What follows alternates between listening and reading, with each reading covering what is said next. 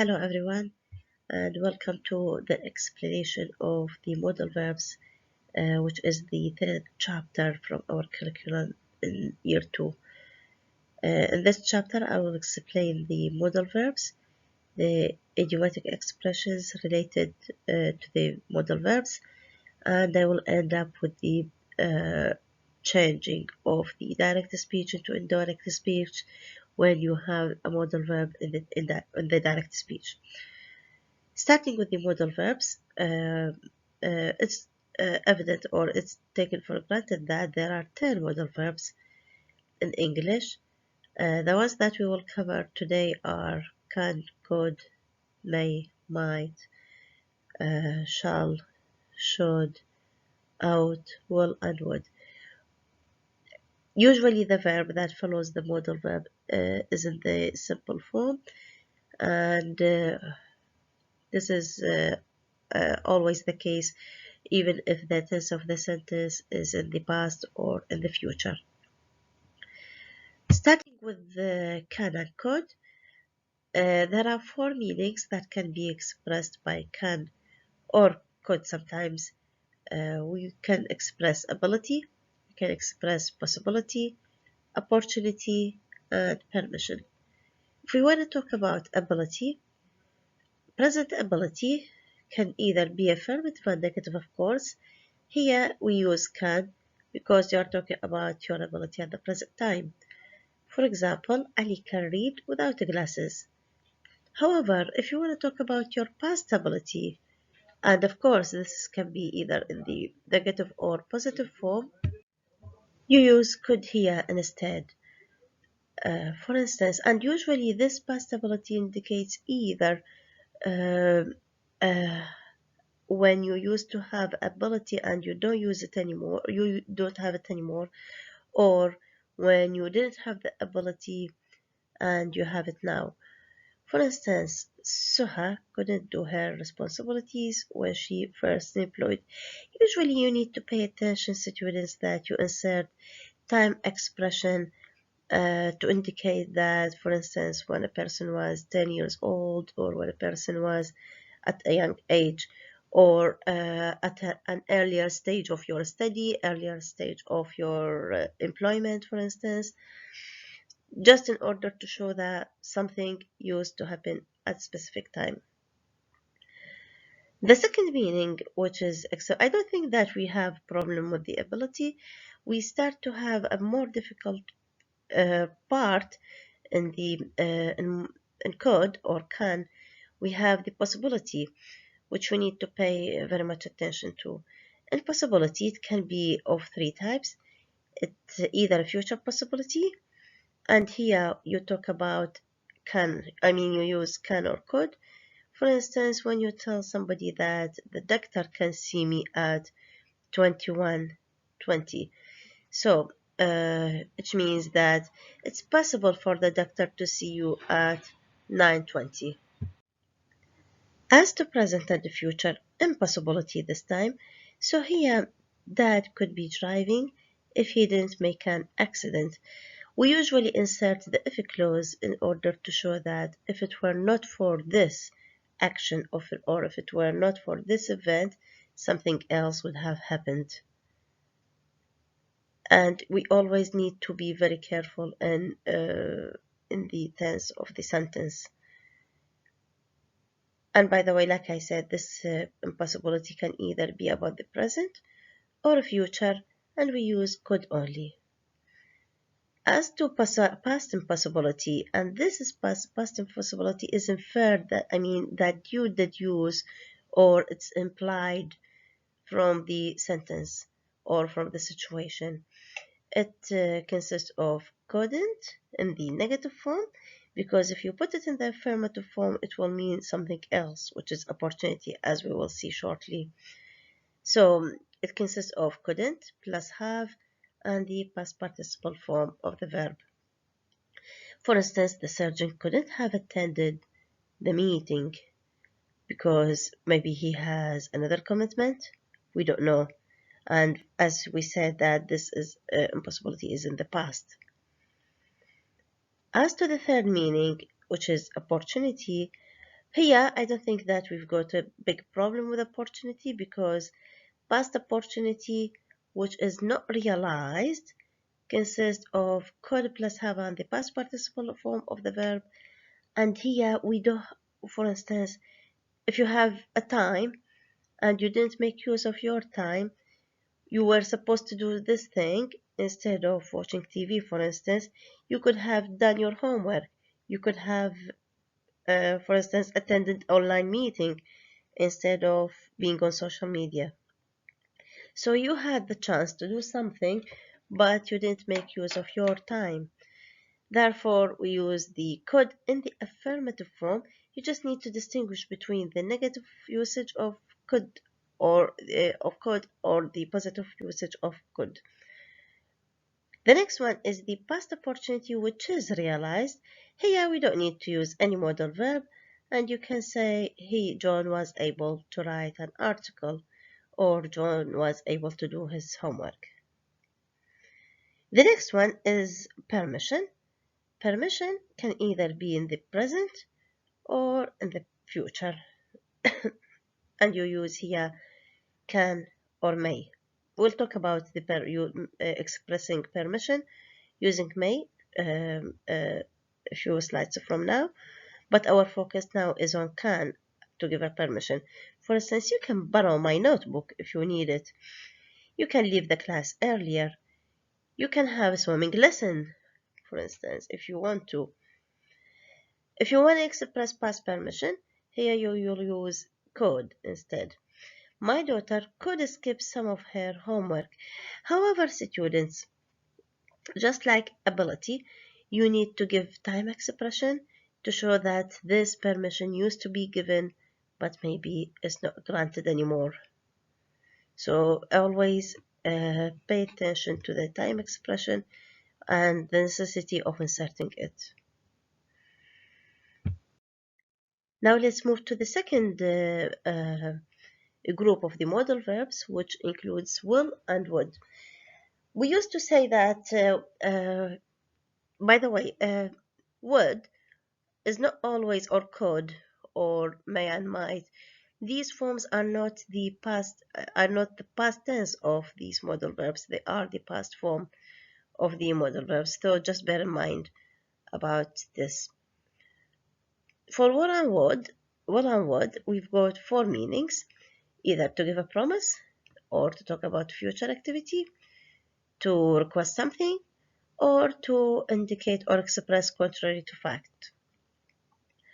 As to promise, sometimes you use will to talk about your future plan, to promise somebody to do something, or to agree with somebody, for instance, to meet somewhere else or to make an arrangement with somebody else. And you are using will here. I will be there in time. For instance, I will cook chicken for dinner, or I'll see you at the cafeteria. This is for promise. As to future activity, here you need to pay attention because you are using will, not would. And there are two types of a future activity: either a continuing future activity. The structure is will plus be and the ing, and this is the I think you studied this. It's the future continuous. Next year, Sami will be studying in the UK. So in the next year, he will be doing his studies. It will be continuous in the future. However, when you talk about the completion of a future activity, it's going to be in the future perfect, and it consists of will plus have and the past participle of the verb. When we talked about the future perfect, we said that this is an action which will be finished at a certain time in the future. By noon, the children will have changed their clothes. So, maybe now the children haven't changed their clothes yet, but by noon they will have finished. They will have, for example, had a shower and changed their clothes. Now let's move to request. Usually, we use will or would to make a polite request or to soften our request, to make it milder, for instance, Will you pass me the salt, please? Or will you please pass me the salt? Here, again, we have two types of requests.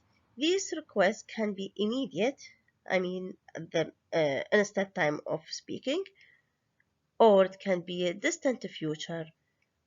Again, you need to insert time expression. Will you please close the door when you come? So that's why it's very essential to add the time expression to show that this request is not at the same moment of speaking. It might be at another point or uh, another time.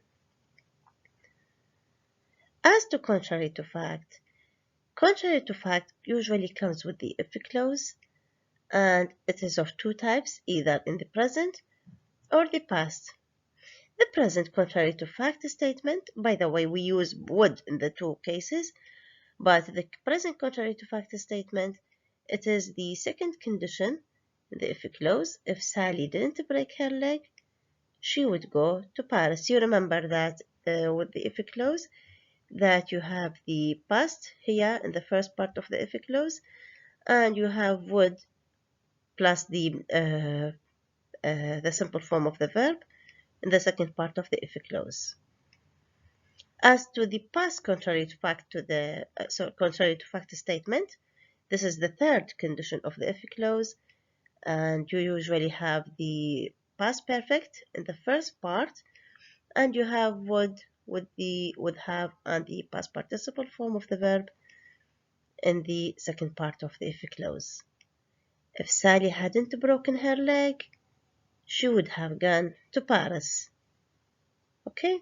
I don't think we've got a big problem with the contrary to fact, because if you mastered the if clauses, you don't have any problem here. So that's all for will and would.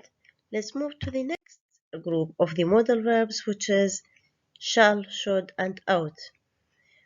You usually use to and the infinitive form of the verb when you have ought.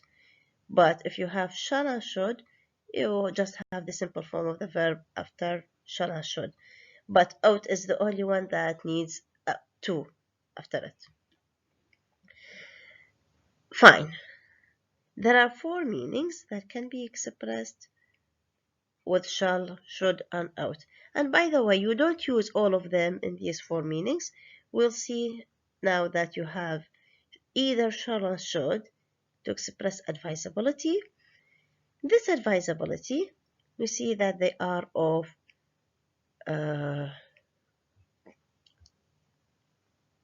three types. The first one, either affirmative question of advisability, negative question of advisability, and the statement of advisability. So, the affirmative question of advisability, you just ask somebody if you will do something with them. Shall I pay in dollar? Shall I see you, for instance, in the cafeteria? You're just asking somebody if something is acceptable or agreed upon. As to the negative question of advisability, here we don't use shall, we use shouldn't. Shouldn't you be serving your country? It means as if you are, I think we talked about this, just like when you are telling somebody that, isn't it better to do this instead of this? So yeah, as if you are advising somebody in the negative form. And by the way, this can also be in the present, when we say shouldn't you be serving your country, or in the past, and you have shouldn't the government have made the amendments. In the past, I have always told you that we use have and the past participle form of the verb after the modal verb when you are indicating that this meaning is in the past. As to statement of advisability, Kathy should see a doctor. Kathy, this is when you are intending to tell that somebody needs to do this urgently because it's for the benefit of the listener. Therefore, it's not an obligation, by the way. This is, like I said, it's for their health or for their benefit. Now we have obligations when you are obliging somebody to do something, and you use here either should or ought to. We don't have shall here anymore, but you have either unfulfilled obligations, and unfulfilled obligation in turn are divided into two types, which can either be in the present or in the past. I should be reading my assignment, or I should have been reading my assignment. Okay, and you see that this is present continuous in the first one, and present perfect continuous in the second one. As to the past obligation, I should have read my assignment. Instead, for instance, something in the past, you wasted your time, like when we said with the can or could, and you were supposed to read your assignment instead of wasting your time. The next one is fulfilled obligation. Fulfilled obligation, whether it's at the present time or in the past time, you don't need to use any modal verb. You just use was obliged to. Okay, just like was able to or was permitted to, we are using was obliged to for fulfilled obligations. So it's only unfulfilled obligations that you use the modal verbs with. The third meaning with the shall or should or ought is expectation. Now you are expecting something to happen. The movie should be released soon. Or she is clever, she ought to do well. Because you are building high expectation on somebody, so you are quite certain that this thing should happen. Okay? And I think the example that we given, that when you are leaving or you are going out late outside your house, the shops should be closed now. The next one is chance. Chance is kind of similar to if clause, but we are not using if here, we are using should. Just like when we say, if you travel, don't forget to get me a present. Or should you travel abroad, don't come back. Or should you, by the way, it doesn't have to be, the second part of the sentence doesn't have to be in the negative form. Like when I say, should you go to Paris, make sure you get me a souvenir. Or should you go to the uni, just take your coat with you. If you do this, make sure you do this, or if you do this, don't forget to do this. Okay. Let's move now to the next part, which is may and might. May and might are sort of easier than the other ones, because we've got only the meaning of permission and conjecture. For permission, either a permission given in the present or future, or past permission. Present or future permissions are used, we use may. You may start your lesson soon, just like with can when we mentioned earlier. Or past permission, you are not using any modal verb. You had the permission to leave. We don't use might. You might leave. As soon as you use might, this will change you into a conjecture. Okay, students? So just stick to no usage of any modal verb with the past permission. As to conjecture, okay, we have how many types of conjectures? We've got 4 types of conjectures. Either conjectures about the present situation or a current situation, and here we use may or might. You may need glasses.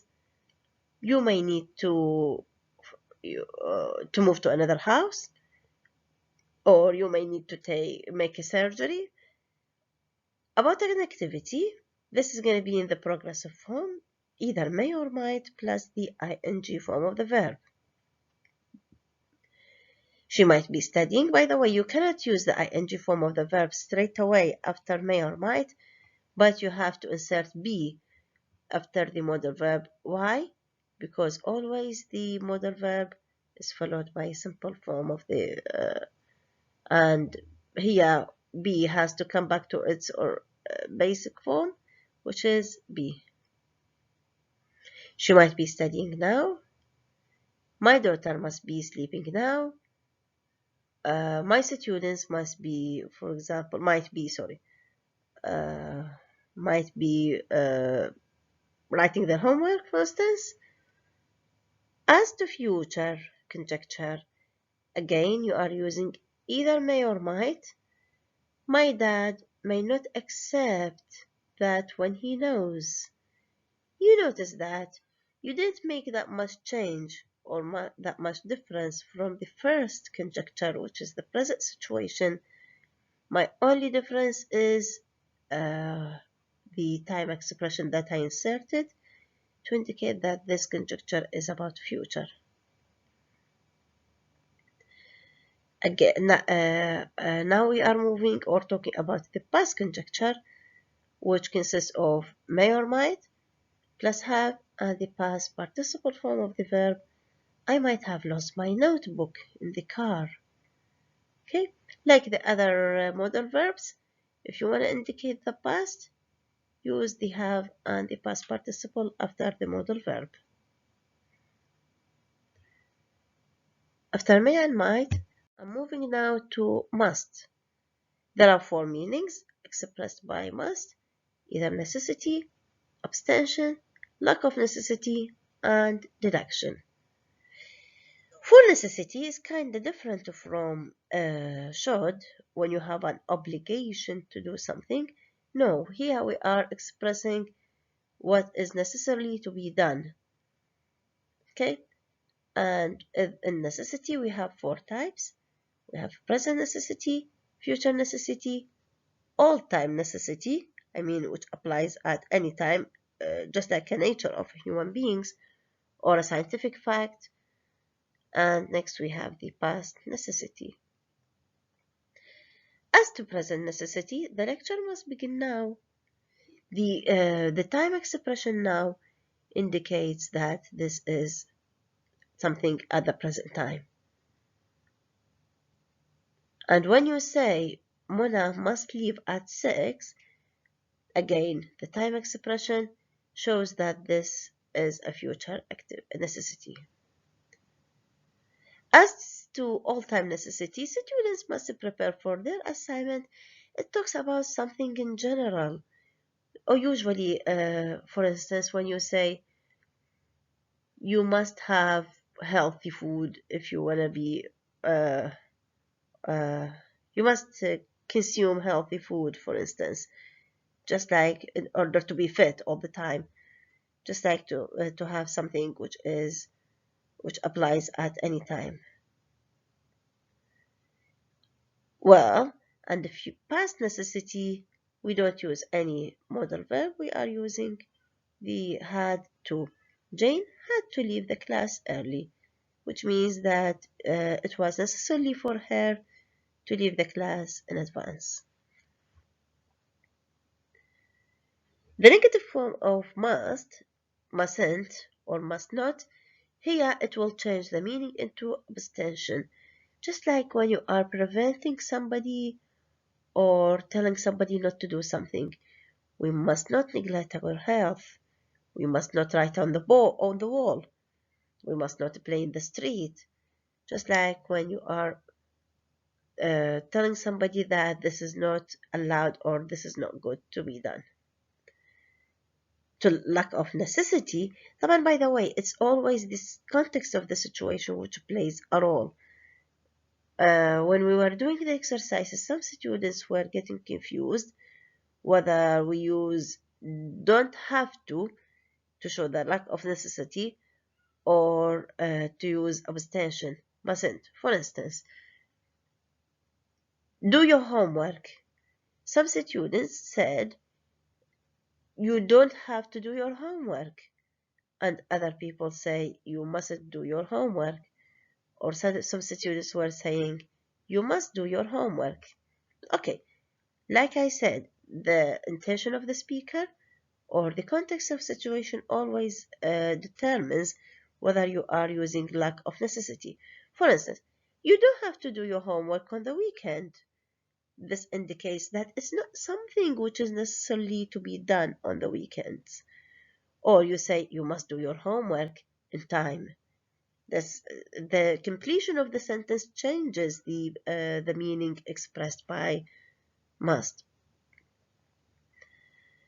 So yeah, I was saying that lack of necessity is something which is not very essential to be done.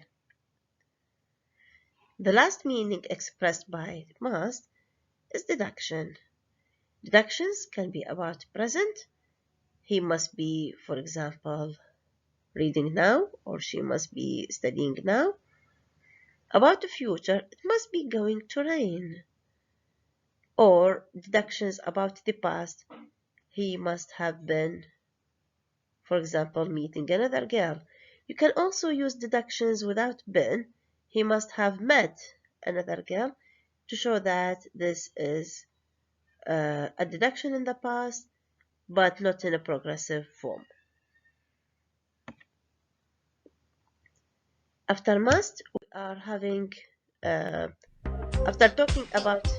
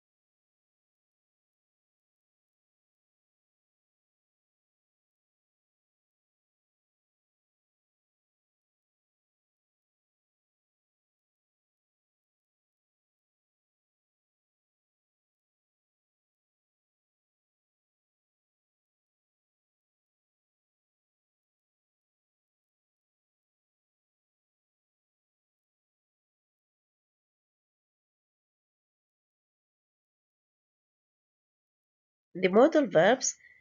Let's move now to the related words and idioms in the that involve the modal verbs. These idiomatic expressions, we have can't help, and the past of can't help is couldn't help. We have would like, again we have would like but in a different meaning, and we have would rather, we have maybe, we have willing, and had better.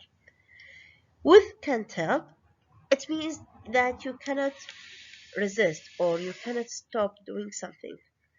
The structure of can't help or of the sentence that involves can't help usually is a verb with the ing form, or it has it.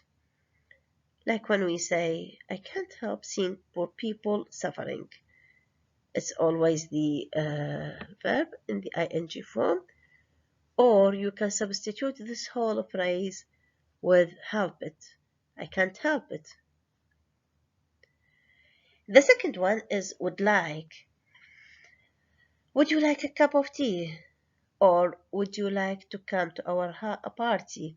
It's followed by infinitive. And when I say infinitive, it's to with the simple past of the simple form of the verb. So would you like to play football? It's just like when you are inviting somebody to do something and you are addressing somebody else. The other type of would like, which is an order, when you are asking somebody else to do a service, or when you are requesting somebody else to do something for you. Again, it's followed by an infinitive, which is to and the simple form of the verb. And it has, I would like to see the menu, please. I would like to stay in this room, please. Just like when you are expressing your desire.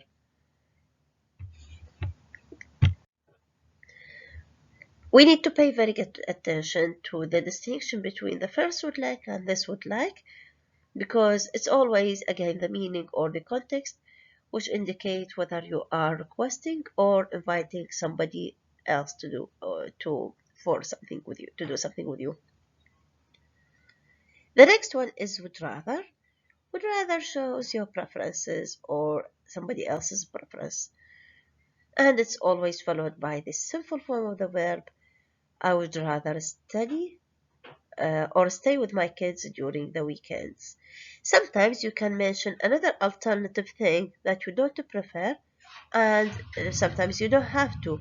It's always the completion of the sentence can be essential or not, depending on the situation.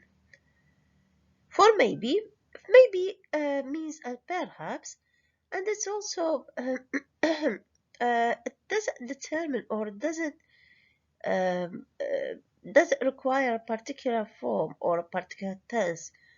But why? Because it's an adverb, and you are usually separating it separated from the rest of the sentence using a comma, and in this case doesn't affect or the structure of the sentence doesn't affect it, or it doesn't affect the structure of the sentence.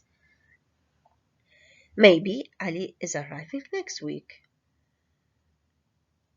Now we are having willing. Willing is to show your readiness to do something. For instance, and by the way, it is followed by the infinitive. Uh, the teacher is willing to repeat the test. So, to and the simple form of the verb. Had better. When you are advising somebody to do something, you would better consult a doctor regarding your health. This is a suggestion, but in an advisable way, and had better is followed by the simple form of the verb. Now let's move to the this is about the structure, and in questions the auxiliary is moved before the subject, and would rather is comparative followed by than. So to the reported speech with modals, if you want to change the direct speech into indirect speech, and your direct speech includes a modal verb, you are always changing your modal verb into the past form. For example, can is changed into could. The clerk said the doctor can see you at 11. The clerk said that the doctor could see me at 11. We always say that in the reported speech we are moving one tense back. Will is changed into would. Mary said, I will attend the lecture tomorrow. Mary said that she would attend the lecture tomorrow. Shall is changed into should. However, should, if you have should in the direct speech, it remains should in the indirect speech as well. Ahmed thought I should be reading my assignment. Ahmed thought that he should be reading his assignment. For ought, it remains as it is, just like should. For may, you can change it to might, or you need to change it to might. The lecturer said you may leave at 7:30, and the lecturer said that we might leave at 7:30. As to must, you either keep it as it is. My dad said I must have my eyes examined. My dad said that he must have his eyes examined, or he had to. You just change it into the past, which is had to, the past necessity. Hereby I arrive at the end of my presentation. Thank you very much, and we'll see you next time talking about directions, suggestions, and order of modifiers.